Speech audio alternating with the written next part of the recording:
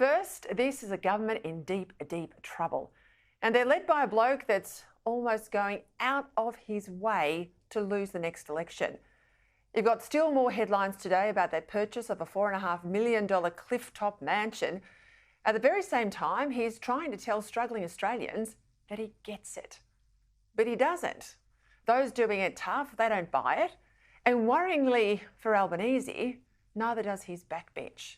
It stinks. That's the message from a cavalcade of government MPs. Here's just some of their comments. One says it looks like he's got 1 foot out the door. It's a bad look. It's a shocker. It wasn't just a F up at a press conference. These are all remarks of dissident MPs in the Financial Review today. What's more, says the Fin, the PM had definitely discussed the purchase with a handful of colleagues and had gone ahead anyway, even though all of them said, don't do it. More. Another quote.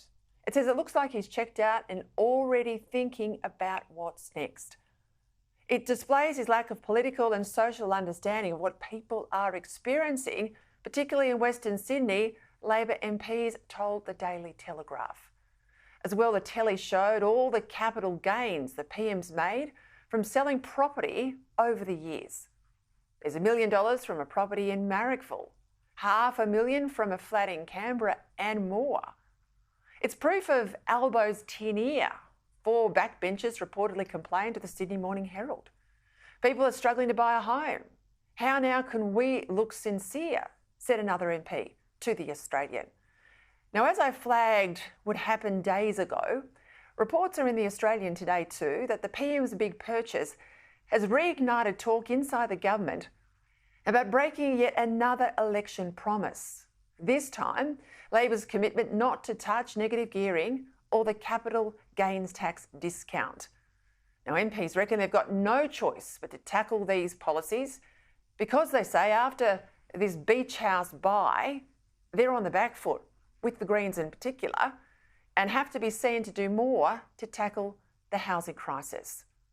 We have to do more on housing, said one Labor MP. The answer is it's tax changes. So because he's splashed out $4.5 million on a house, you'll end up losing the tax break on your 1-bedroom flat that's your retirement nest egg. Now, don't mind the PM. Don't forget he's still in the old super scheme. In addition to all this property, he'll retire with $300,000 a year for life, and you're hit again to pay for his big budget debt. Now, it's not fair, is it? But Labor moving to scrap negative gearing is about the only plausible explanation for the Prime Minister's rush to buy now against all the advice of colleagues and staff and at this most politically awkward time. Now, as I read it, he's got insider knowledge that negative gearing changes are on the way, so he's selling now and buying now to avoid getting caught.